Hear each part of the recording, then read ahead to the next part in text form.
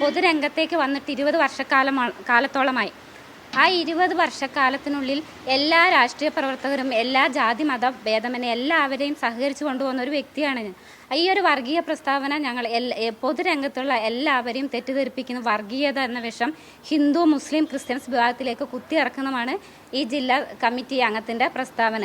അതേപോലെ തന്നെ എനിക്കൊരു ചോദ്യം ചോദിക്കാനുണ്ട്. ഞങ്ങളെന്താ ST വിഭാഗക്കാരായതുകൊണ്ട് ഞങ്ങൾക്കെന്താ ഉയർന്ന തലത്തിൽ എത്താൻ പറ്റില്ലേ? അല്ലെങ്കിൽ ഞങ്ങളെന്തായാലും ഒരു താഴ്ന്ന ഒരു ജാതിയിൽപ്പെട്ട ആളെന്ന് ആരാണ് മുദ്ര കുത്തിയത്? നമുക്കാർക്കും അങ്ങനത്തെ യാതൊരു ഇതും ഇല്ല ആ മുദ്ര കുത്തിയാൽ. കാരണം ഞങ്ങളെ താഴെത്തട്ടിൽ നിന്ന് മേലേക്ക് ഉയർന്നു വരുമ്പോൾ നമ്മളെ ഉയർത്തിക്കൊണ്ടുവരുന്നതാണ് എല്ലാവരും പ്രാധാന്യം കൊടുക്കേണ്ടത്. ഇപ്പം നമുക്കറിയാം, നമ്മളൊരു പോസ്റ്റിലേക്ക് ST വിഭാഗത്തിൽപ്പെട്ട ഒരാൾ ഒരു പോസ്റ്റിലേക്ക് വന്നു കഴിഞ്ഞാൽ ആ പോസ്റ്റിന് എല്ലാവരും സഹകരിച്ച് അവരെ കൈപിടിച്ച് മുന്നോട്ട് നടത്തിക്കൊണ്ട് പോവുകയല്ലേ ചെയ്യേണ്ടത്. അല്ലാതെ ഇത്രയും വർഗീയ ചിന്തകളും വർഗീയ വിഷങ്ങളും ചീറ്റിക്കൊണ്ട് രാഷ്ട്രീയ പ്രവർത്തനത്തെയും അതേപോലെ തന്നെ മതേതരത്വ പ്രസ്താവനത്തെയും അതുപോലെ തന്നെ ജനങ്ങളിലും ഭിന്നിപ്പ് നടത്തി എല്ലാവരെയും വർഗീയപരമായി ആക്ഷേപിച്ചും എല്ലാ മതവിഭാഗത്തിൽ തെറ്റിദ്ധാരണ പരത്തി വർഗീയത വിത്ത് പാകുന്ന ഇയാളുടെ പ്രസ്താവനയോട് വളരെയേറെ അമർഷവും ഒരുപാട് ഇതുണ്ട്. കാരണം എന്ന് പറയുമ്പോൾ നമ്മളൊരു ST വിഭാഗം, ഇവർ പറഞ്ഞല്ലോ ആദിവാസി. ആരാണ് ഞങ്ങൾക്ക് ആദിവാസി എന്ന് പേരിട്ടത്? ഇവരെന്തിനാണ്? ഞാൻ പനമരം ഗ്രാമപഞ്ചായത്ത് ഒരു പ്രസിഡന്റാണ് ഞാൻ. അവരെങ്ങനെയാണ് എന്നെ പെണ്ണേന്ന് അഭിസംബോധന ചെയ്യുക? അവർക്ക് ആരാണ് അധികാരം കൊടുത്തത്? ഞങ്ങൾക്ക് ഗോത്രവർഗ വിഭാഗമായ ഞങ്ങൾക്കൊരു പേരുണ്ട്, പട്ടികവർഗം അല്ലെങ്കിൽ SC ST എന്നുണ്ട്, ഗോത്രവർഗം എന്നുണ്ട്. നമുക്ക് അഭിസംബോധന ചെയ്യാലോ. അല്ലാണ്ട് ഇവർ ഒരു സമ്മേളനത്തിൽ വിളിച്ചു ചേർത്ത് നാടൊട്ടക പെണ്ണ്, ആദിവാസി സ്ത്രീ എന്ന് പറയാൻ ഇവർ ആരാണ്? എനിക്ക് പറയാനുള്ളത്, നേരിട്ട് നമുക്കെതിരെ വംശീയ ആക്ഷേപം നടത്തി നമ്മളുടെ സമുദായത്തെ മൊത്തം ആക്ഷേപിച്ച് ഇവർക്കെതിരെ മനുഷ്യാവകാശ കമ്മീഷൻ നേരിട്ട് കേസെടുക്കണം എന്നാണ് എനിക്ക് പറയാനുള്ളത്.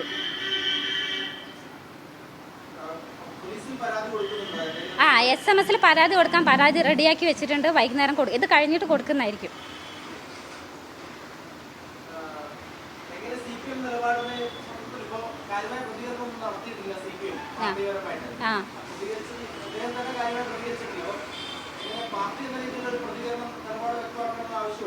ഉണ്ട്.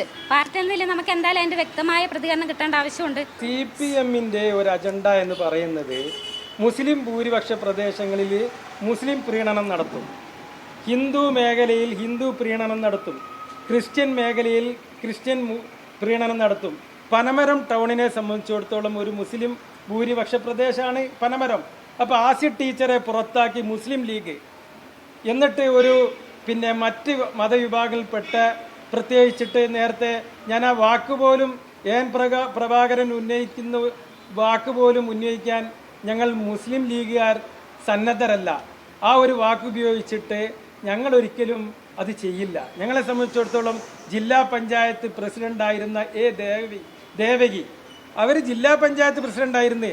അവർ ജനറൽ കാറ്റഗറിയിലാണ് ജില്ലാ പഞ്ചായത്ത് പ്രസിഡന്റായത്, വനിത. അവര് മുസ്ലിം ലീഗ് അങ്ങനെയാണ്. അതുപോലെ നിങ്ങൾക്കറിയാം UC രാമൻ MLA കഴിഞ്ഞ തവണ കുന്നംകുളം കുന്നമംഗലം നിയോജക മണ്ഡലം ജനറലാണത്. ഞങ്ങൾ ST വിഭാഗത്തിൽപ്പെട്ട UC രാമനെ അവിടെ മത്സരിപ്പിച്ചു. അദ്ദേഹം ദളിത് ലീഗിന്റെ സംസ്ഥാന പ്രസിഡന്റാണ്. ഞങ്ങളങ്ങനെ ഒരു ഭൂരിപക്ഷ പ്രദേശത്ത് ഒരു മുസ്ലിമിനെയും മുസ്ലിം ഭൂരിപക്ഷ പ്രദേശത്ത് മുസ്ലിമിനെ നിർത്തി അങ്ങനെ ഒരു വർഗീയ പ്രീണനം മുസ്ലിം ലീഗ് ഒരു കാലത്തും ചെയ്യില്ല. പക്ഷേ CPM ആണ് അത്തരം കാര്യങ്ങൾ ചെയ്യുക. അത് പനമരം മുസ്ലിം ഭൂരിപക്ഷ പ്രദേശം ആയതുകൊണ്ടായിരിക്കാം പ്രഭാകരൻ അങ്ങനെ ഒരു പ്രസ്താവന നടത്തിയത്. ഞങ്ങൾ പഞ്ചായത്ത് മെമ്പർമാരാണല്ലോ. ഞങ്ങൾക്ക് അവിടെ LDFിൽ ഇടതുപക്ഷ മുന്നണിയിൽ ST മെമ്പർമാരുണ്ട്. ഞങ്ങൾക്ക് താല്പര്യമുണ്ട് അവരുടെ നിലപാട്. അല്ലെങ്കിൽ ഇതുപോലെ ഞങ്ങൾ ഈ പത്രസമ്മേളനം നടത്തിയ പോലെ അവർ നടത്തട്ടെ. പ്രഭാകരൻ ചെയ്ത തെറ്റാണ് എന്ന് അവർ പറയട്ടെ. ഈ വിഭാഗത്തിനോട് കൂറുണ്ടെങ്കിൽ